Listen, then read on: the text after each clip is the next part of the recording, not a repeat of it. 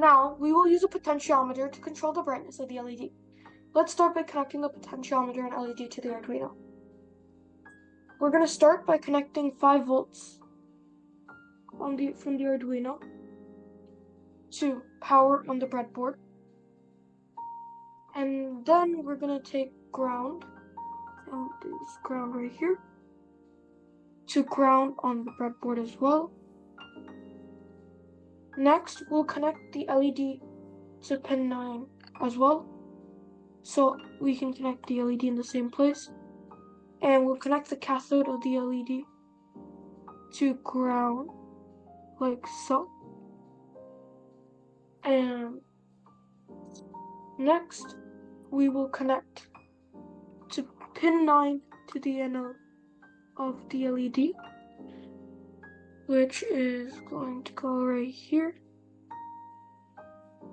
Now it's time to connect our Grove potentiometer.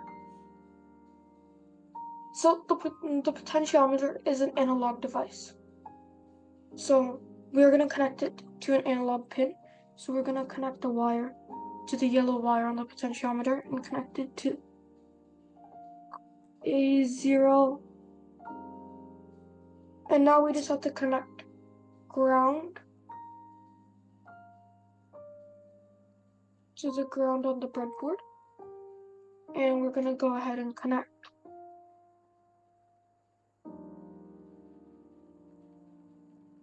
the red wire to power on the breadboard.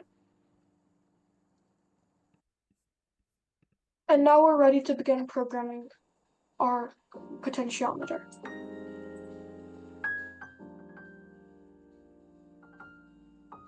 Now it's time to start coding the potentiometer on the Arduino IDE.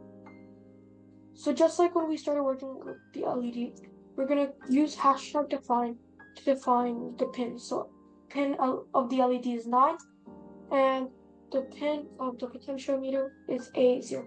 The A means analog, since we've connected the potentiometer to an analog pin. So on the Arduino, we have an analog to digital converter. So we can convert analog input into digital so the Arduino can understand it. So now we're going to go into setup, and we're going to start with serial.begin 9600. So let's talk about what this line of code does. Serial.begin means it opens the serial port at the specified baud rate. Baud rate really just means bits per second. So that means our data rate is at 9600 bits per second. The serial monitor is a great place to help you debug, where you can print things out from your code and see what the values are. We're going to be doing this with the potentiometer, so we can see what the value of the potentiometer is. Now that we've set up the serial monitor, let's go ahead and, like last time, do pin mode of LED is going to be output, and the pin mode of the potentiometer is going to be in, since we're going to take input from the potentiometer to create output of the LED.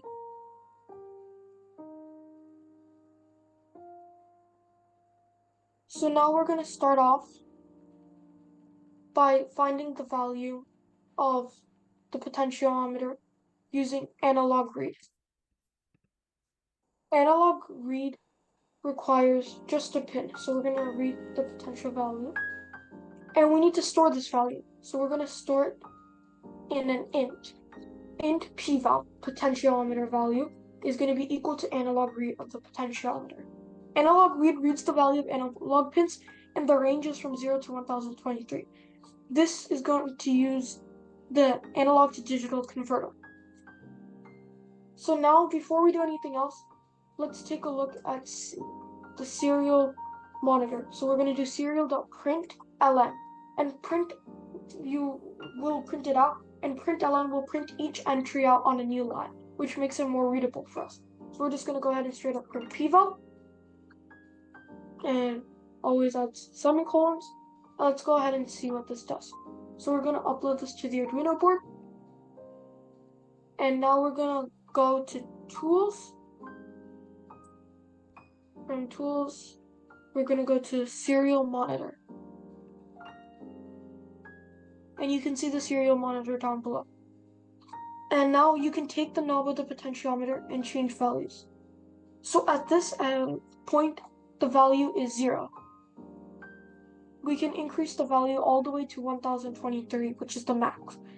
And you can go anywhere in between.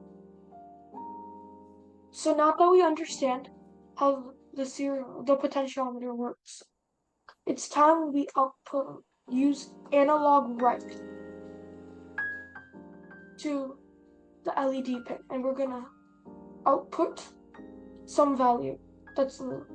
You may try to do just p-val, but this is incorrect, since analog write only takes values from 0 to 2055. However, the LED pin is a digital pin, and so it seems counterintuitive that we're able to use analog write. This pin is a special pin called a pulse width modulation pin, of which there's 6 on the Arduino. In a different video, I'll cover more about PWM pins. So again, we can only go up until 255, but p-val can go from 0 to 1023 like we see right now. So notice how 256 and 1024 are multiples of 4. So 256 times 4 is 1024. That means we can approximately just divide by 4, and this will change the LED from not bright to the brightest possible. So let's just test this out and see what happens to the LED. We compile the sketch, and you can see the LED is really bright right now. That's because on the serial monitor, notice how the value is 1023. So this is the brightest the LED will be.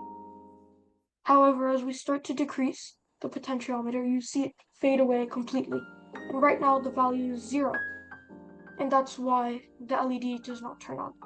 One important thing to notice is how the potentiometer is connected separately to the Arduino and the LED is connected separately. The potentiometer is in no way connected to the LED directly, which means that the Arduino is taking in the input from sensors and outputting to actuators. And then next we'll be working with a button and the Arduino.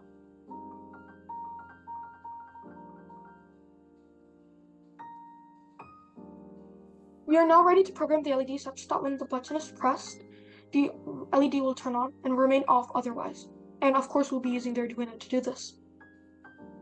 Let's start the same way as always by connecting the 5 volts of the Arduino to the power of the breadboard and connect the ground to the ground on the Arduino. And once we've done this, we'll once more connect the LED to pin 9. And we will connect the cathode ground. Let's go ahead and do that.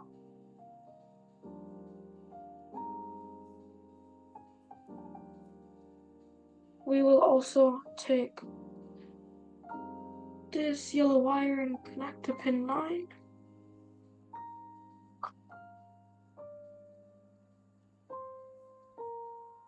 And now we are ready to set up the button on the breadboard. So we'll be using the breadboard and this 10k ohm resistor. A button requires a pull-up or pull-down resistor, so it is not left dangling, so to speak. We'll be in particular using a pull-up resistor, meaning that the button will be connected to power using this resistor. So let's connect the button over the gap. I'll go ahead and put my button over here on the breadboard. And we're going to take this pull-up resistor and connect it to red column. So now we have connected it to power with the pull-up resistor. We also will connect it to ground on the other side, but before that we also want to connect this to the pin we'll be working with. And the button requires a digital pin, so we'll go and use pin 3 for this particular button. And finally, let's connect to ground now. So we use the diagonal leg always, and we connect it to ground. We are now ready to code up the button and the LED.